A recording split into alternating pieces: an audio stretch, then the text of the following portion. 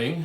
It's April the 1st, April Fool's Day, and welcome to Morning Message.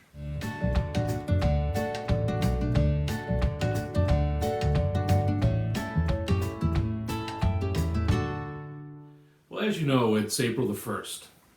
And one of the things that I always remember on April the 1st, not only is the practical jokes that used to get played when I was a kid, but I also remember that it's the birthday of Ronnie Lane. Now, not everybody knows who Ronnie Lane is.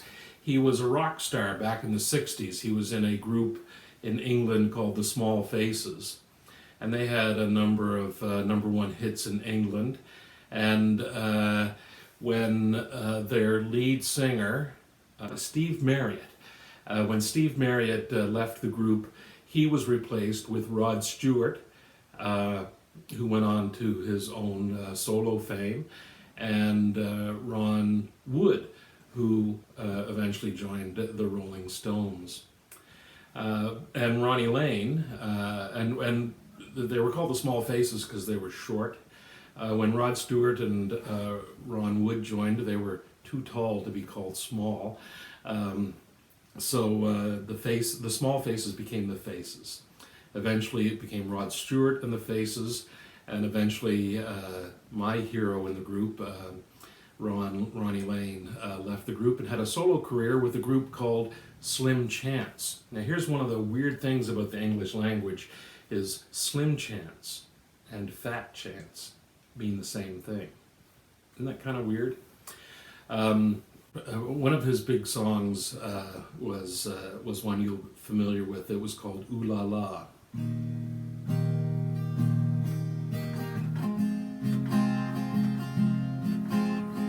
Poor old granddad, I laughed at all his words. I'm not going to sing any more of the song. Just wanted to remind you of one of the songs that Ronnie Lane wrote. Rod Stewart put it on his Unplugged album and got a hit out of it a few years ago. Ronnie Lane had MS, and he died of complications due to MS. And in the documentary about Ronnie Lane's life, his wife tells a story about when Ronnie Lane's lying in his bed, and he's not far from death, and he couldn't move any of his muscles except for his eyes. And every so often, he would close his eyes and pretend that he was dead. And when his family leaned in to see if he was still breathing, then he'd suddenly open up his eyes and startle them. That was the one practical joke that he could play, and appropriately for someone born on April Fool's Day to be able to do that. I tell that story in part as kind of a warning to my family, because if that's the situation I'm in, that's likely a joke that I will play on them. So I apologize now. So Ronnie Lane was only pretending. And here we are, just 9 days away from Good Friday. And the death of Jesus Christ is not something that was pretended. It actually happened. I had a professor at university who used to say that the death of Jesus Christ was the only thing we could prove, historically speaking, because there was evidence outside of the scriptures that supported that. And the way he would say it was, we can't prove he was born, but we can prove that he died. So theologians and philosophers get themselves tied up into all sorts of little knots that are really unhelpful. One of the ways that the early church tried to explain the death of Jesus Christ was to think about it in terms of redemption, that Jesus Christ paid the price for human sin. Everything that we could possibly inflict upon another human being, we inflicted upon Jesus Christ, and he died and paid the redemption price to free us all from our own sin. That was one of the ways that they tried to explain what happened on Good Friday.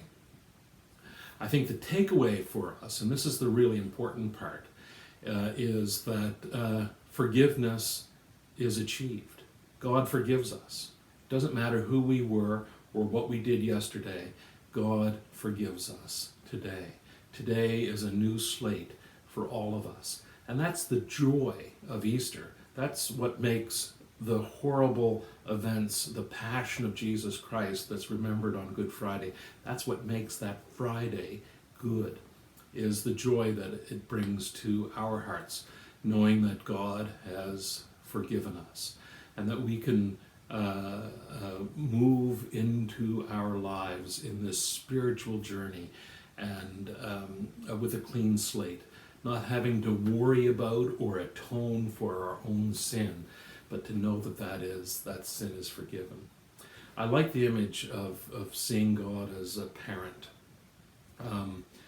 As a parent myself, I want the best for my children. And when they mess up, the best thing for them is for all of us to find a way to get past that mess up so that they can take each day new. And that's what God does for us. That's what Jesus Christ does for us. Creates a new day for us. And that's what Good Friday's about. That's what Easter's about. That's what the life, death, resurrection of Jesus Christ is all about, bringing us that new day.